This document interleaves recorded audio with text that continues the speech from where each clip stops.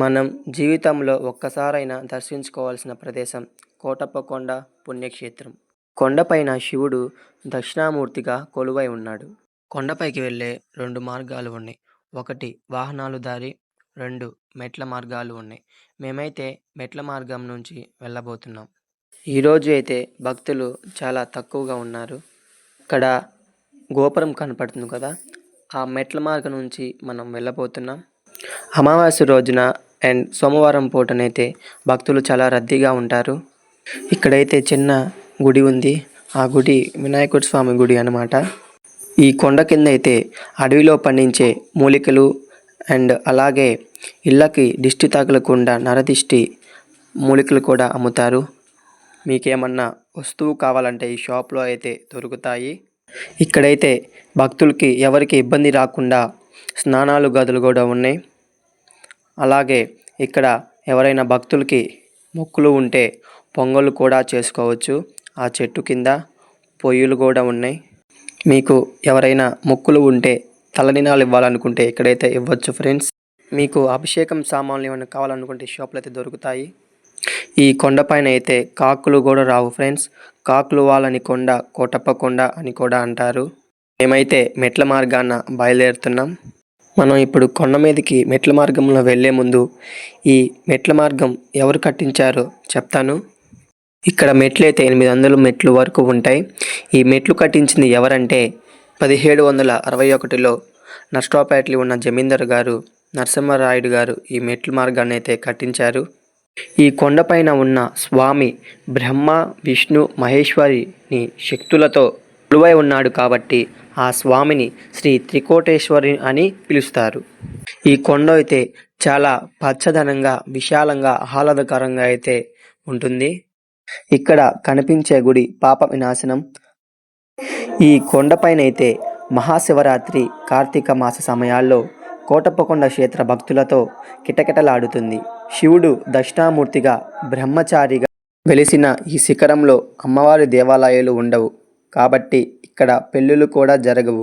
పరమశివుడి దక్షిణామూర్తి స్వరూపంతో ఉన్న ఏకైక క్షేత్రం కోటప్పకొండ.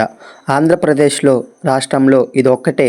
ఇక్కడ మహాశివుని పూజిస్తే జాతకంలో గురుబలం పెరుగుతుందని చెబుతారు. గురుబలం కారణంగా ఇతర గ్రహాలు ప్రభావం ఆ మనిషిపై పడకుండా రక్షణ పొందుతాడని ప్రతీతి. అందుకే గురుగ్రహం అనుగ్రహం పొందాలంటే కోటప్పకొండ వెళ్ళి శ్రీ త్రికోటేశ్వరుణ్ణి సేవించాలని అంటారు. ఇక్కడ వాతావరణం ఎంతో ప్రశాంతంగా, ప్రకృతి అందాలు టూరిస్టులతో ఎంతో రమణీయంగా అనిపిస్తాయి. కాకులు దూరని కారడవి అనే పదం మీరు వినే ఉంటారు. కానీ కాకులు వాళ్ళని కొండ గురించి ఎప్పుడు విని ఉండరు. అవును, ఈ కొండపై కాకులు వాలవు. సాధారణంగా కొండ ప్రాంతాలపై ప్రతి చెట్టుపై కాకులు కనిపిస్తాయి. కానీ గుంటూరు జిల్లా నర్సరావుపేటకు సమీపంలో ఉన్న కోటప్పకొండపై మాత్రం కాకులు వాలవు. కొండ ఎక్కుతున్నప్పుడు దారిలో అనేక కాకులు కనిపించిన కొండపై మాత్రం ఒక్క కాకి కూడా మనకు కనిపించదు. ఇప్పటి వరకు ఈ కొండపై కాకులు వాలిన దాఖలాలు కూడా లేవు. దక్ష యజ్ఞాన్ని భగ్నం చేసిన తరువాత మహాశివుడు చిన్న బాలుడిగా మారి కైలాసంలో దక్షిణామూర్తిగా తపస్సు చేస్తాడు. ఆ సమయంలో బ్రహ్మదేవుడు దక్షిణామూర్తిని దర్శించి తనకు జ్ఞానబోధ చేయమని కోరుతాడు. అందుకు పరమశివుడు బదులిస్తూ త్రికూటాచలంకు వస్తే జ్ఞానాన్ని ప్రసాదిస్తానని చెప్పడంతో బ్రహ్మ ఇతర దేవతలతో కలిసి వెళ్ళి అక్కడ జ్ఞానం పొందుతాడు. ఆ ప్రదేశమే పాత కోటప్పకొండ పిలువబడుతుంది. ఈ కొండ ప్రాంతం ఒక మంచి ప్రాకృతిక దృశ్యాన్ని కూడా అందిస్తుంది. అందుకే భక్తులు మాత్రమే కాకుండా పర్యాటకులు కూడా ఇక్కడికి వస్తారు. మెట్ల మార్గం నుంచి ఎక్కినాక మొదటి గుడి గొల్లబామ తల్లి గుడి ఉంటుంది. నర్సరావుపేట, చిలకలూరిపేట, అమరావతి, పెట్లూరి వారిపాలెం జమీందారులు అలాగే శ్రీకృష్ణ దేవరాయలు స్వామివారికి భూములు సమర్పించారు.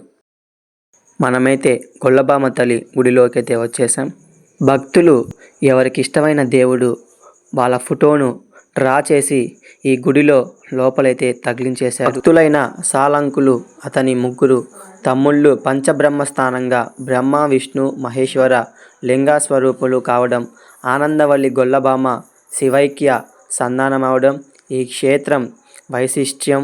గర్భాలయ దక్షిణ ద్వారమునందు ఉన్న శాసనాల వల్ల సిద్ధ మల్లప్ప శంభు మల్లమ్మలు వేయించిన శాసనాలు ఆలయ ప్రాచీనతకు తెలియచేస్తున్నాయి.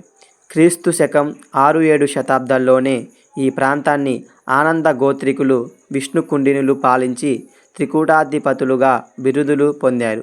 నిర్మలత్వం, ప్రశాంతత మూర్తి భవించిన ఓంకార స్వరూపుడు దక్షిణామూర్తి. అమ్మవారి గుడిలో మీ ఇంటికి నరదిష్టి లేకుండా తెల్ల జిల్లేడుని ఆ అమ్మవారి దగ్గర పెట్టి పంతులు గారైతే పూజ చేసి ఆ తెల్ల జిల్లేడునైతే మనకైతే ఇస్తాడు. గొల్లబామ్మ తల్లి గుడికి ఎవరైనా ఉంటే భక్తులు పొంగలు చేసుకోవడానికి కూడా ఇక్కడ సౌకర్యం ఉంటుంది. ఫ్రెండ్స్, మనమైతే ఫైనల్లీ పైకి అయితే వచ్చేసాం. చాలా ఆహ్లాదకరంగా ఉన్న ఆ ప్రకృతిని చూస్తూ చాలా విశాలంగా ఉన్న ఆ ప్లేస్. ఇక్కడైతే నిత్యం అన్నదానం కూడా జరుగుతుంది. శ్రీ త్రికోటేశ్వర నిత్య అన్నదాన సత్రం. ఇక్కడైతే నందీశ్వరుని కూడా ఉన్నాడు. ఆ శ్రీ త్రికోటేశ్వరి ముగ్గురికి ఎదురుగా ఆ శ్రీ నందీశ్వరుని కూడా ఉన్నాడు. ఫ్రెండ్స్, మనకైతే చూస్తుంటే రెండు కళ్ళు చాలవు. కొండపైన ఉన్న ఆ మేఘాలు, అలాగే ఆ పొగ మంచు చూసారా ఫ్రెండ్స్, ఆ స్వామిని గుడి వరకు తాకుతుంది. మనం కొండ కింద ఉండి చూసినా కూడా చాలా బాగుంటుంది. మేము మెట్ల మార్గం నుంచి వచ్చినా కూడా ఘాట్ రోడ్ నుంచి వచ్చిన వాళ్ళు మొదటిగా ఆ విఘ్నేశ్వరుని దర్శించుకొని లోపలికి వస్తారు. చూసారా ఫ్రెండ్స్, ఎంత విశాలంగా ఉందో. ఇక్కడ 10,000 బండ్లు కూడా పడతాయి. లోపలికి వస్తుంటే ఆ దక్షిణామూర్తి స్వామివారు చెట్టు కింద కూర్చొని కనపడతాడు. ఇప్పుడైతే మనం విశాలంగా ఉన్న ప్లేస్ని అయితే చూస్తున్నాం కదా ఫ్రెండ్స్. మనం ఇప్పుడైతే లోపలికైతే వెళ్తున్నాం. కొండపైన చాలా విశాలంగా ఉన్న ప్లేస్ని చూసారా. మనం చుట్టాలు ఎవరైనా ఉంటే, నడవలేని వాళ్ళు కానీ వృద్ధులు కానీ ఎవరైనా ఉంటే ఆ లిఫ్ట్ మార్గం నుంచి వెళ్తే పైకైతే వెళ్తాం ఫ్రెండ్స్. పైన కూడా అభిషేకం సామాన్లు కూడా అమ్ముతారు ఈ షాప్లో. దాని పక్కనే కొంచెం ముందుకు వచ్చినాక శ్రీ మేధా దక్షిణామూర్తి స్వామివారి గుడి అయితే ఉంటుంది ఫ్రెండ్స్. మనం ఖచ్చితంగా విజిట్ చేయాల్సిన టెంపుల్. ఆ శ్రీ మేధా దక్షిణామూర్తి స్వామివారు అనుగ్రహం ఉంటే చాలా మంచిది. అందుకే పిల్లల్ని కూడా గురుభక్తి రావాలని పిల్లల్ని ఎక్కువగా ఈ గుడికి తెస్తారు. గుడి ముందులకు వచ్చినాక ఇక్కడ ప్రసాదం కౌంటర్ అయితే ఉంటుంది ఫ్రెండ్స్. చాలామంది అయితే వెతుక్కుంటారు. ఇక్కడైతే మనం దర్శనం చేసుకుని వచ్చిన బయటే ఉంటుంది. మనం అక్కడ నుంచి అయితే పైకి అయితే వెళ్తున్నాం. చూసారా ఫ్రెండ్స్, చాలా పైన కూడా విశాలంగా ప్లేస్ అయితే ఉంటుంది. కొండని ఇప్పుడు దాకా చూడని వాళ్ళు మన వీడియో ద్వారా అయితే చూసేయచ్చు. కోటప్పకొండ తిరణాలు అయితే జరుగుతుంది. 22 ప్రభలతో కొండ కింద కోలాహలంగా చాలా సంతోషంగా ఎన్నో వేల మంది వస్తారు ఈ తిరణాలకి. మనం గుడి ముందులకు వచ్చినమ్మటనే గుడి ఎదురు ఆ శ్రీ త్రికోటేశ్వరుని 3 మోకాలు అయితే మనకు కనపడతాయి. ఎవరైనా ఎక్కువ ఫోటోలు దిగాలన్నా కూడా ఈ శివుడు బొమ్మ దగ్గర ఎక్కువ మంది దిగుతారు. ఇప్పుడైతే మనం దర్శనానికైతే వెళ్ళబోతున్నాం. గోపురంలో నుంచి లోపలికైతే వెళ్తున్నాం. ఋషులు జ్ఞానోపదేశం చేసిన కోటప్పకొండ అని మంచి పుణ్యక్షేత్రం అని కూడా అంటారు.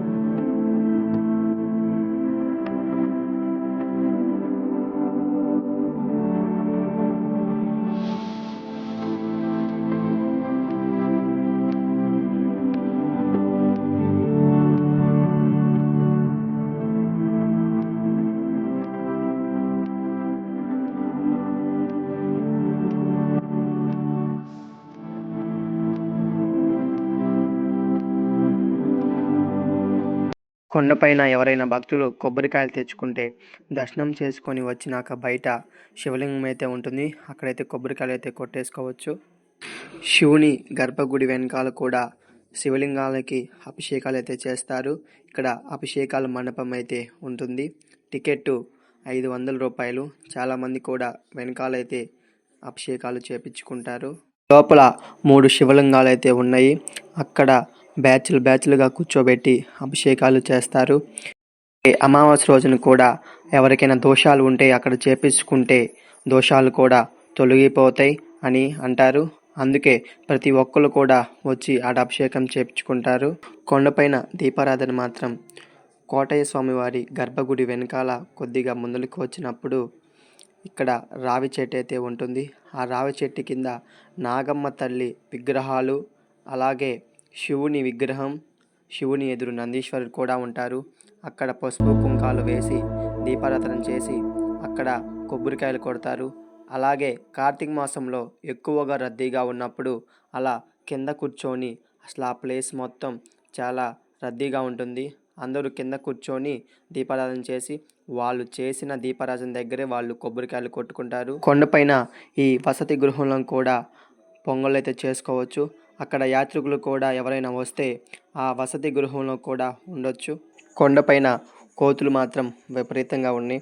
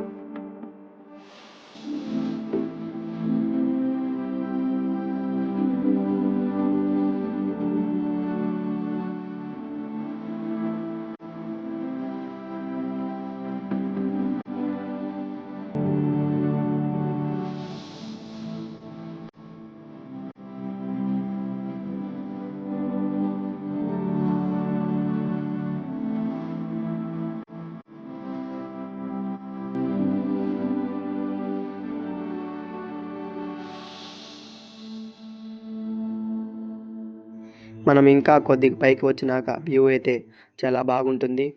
గర్భగుడి అండ్ అలాగే జనం కూడా చూస్తూ ఆహ్లాదకరంగా ఆ ప్రకృతి, ఆ ఊరులు, ఆ కొండ మధ్యలో ఉన్న పచ్చని చెట్లను చూస్తుంటే చాలా ఆహ్లాదంగా ఉంటుంది. మనం పైకి వచ్చినాక తపస్సు చేస్తూ శివుడైతే కనపడతాడు. అందరూ పసుపు కుంకుమలు వేసి దండం పెట్టుకుంటారు. ఇంకా మనం కొద్దిగా ముందుకు వెళ్తే ఇక్కడ ఎవరికైనా కోరికలు నెరవాలంటే అక్కడ ముడుపులు కట్టుకుంటారు. ఇక్కడ నుండి వ్యూ అయితే చూసేస్తున్నాం. అదిగో ఫ్రెండ్స్, అక్కడ పాప వినాశనం టెంపుల్, అలాగే ఇటు శివుడు, అద్దాల మేడు కూడా ఉంది ఫ్రెండ్స్ పైన. ఇప్పుడు మనం నాగమ్మ తల్లి పుట్ట దగ్గరికి వెళ్తున్నాం. ఆ మార్గం పాత కోటయ్య స్వామి దగ్గరికి వెళ్ళే మార్గం. అక్కడికైతే మనమైతే ఇప్పుడైతే వెళ్ళలేకపోతున్నాం. అక్కడైతే పొగ మంచుతో ఆ శివుడిని అయితే మేఘాలైతే తాకేసినాయి. ఈ అక్క వాళ్ళు వెళ్దామా భయపడుతున్నారు, కోతులు ఉన్నాయి అని. ఆ కోతులేమో వెళ్ళి లాక్కొని వెళ్ళిపోయినాయి. వాళ్ళేమో వెళ్దామా వద్దా అని ఆలోచిస్తూ చిన్నగా వెళ్తున్నారు. అక్కడైతే నీటి వసతి కూడా ఉంది ఫ్రెండ్స్ మధ్యలో వెళ్ళేటప్పుడు. అదిగో ఫ్రెండ్స్, అక్కడైతే టెంపుల్ అయితే ఉంది. మనమైతే ఇప్పుడు నాగమ్మ తల్లి దగ్గర అయితే దీపారాధన అయితే చేసేసుకున్నాం. మా అమ్మ వాళ్ళైతే చేసేసారు. ఇప్పుడు మన నాగమ్మ తల్లిని దర్శించుకున్నాం ఫ్రెండ్స్. ఇక్కడ అయితే చాలా మంది అలా రాళ్ళ మీద రాళ్ళు పెడతారు, అంటే ఇల్లులు కట్టుకుంటారని అదొక నమ్మకం. ఇక్కడైతే పసుపు కుంకాలు వేసి ఆవు పాలు వేసి ఇక్కడైతే అమ్మవారిని అయితే పూజిస్తారు. నాగమ్మ తల్లి గుడి దగ్గర అయితే ఆ శ్రీ త్రికటేశ్వర టెంపుల్ మొత్తం వ్యూ కనపడుతుంది. మనమైతే ఇప్పుడు అద్దాల మేడ నుంచి వెళ్తున్నాం. మనమైతే ఇప్పుడైతే ఫ్రెండ్స్ కిందకి అయితే వెళ్తున్నాం.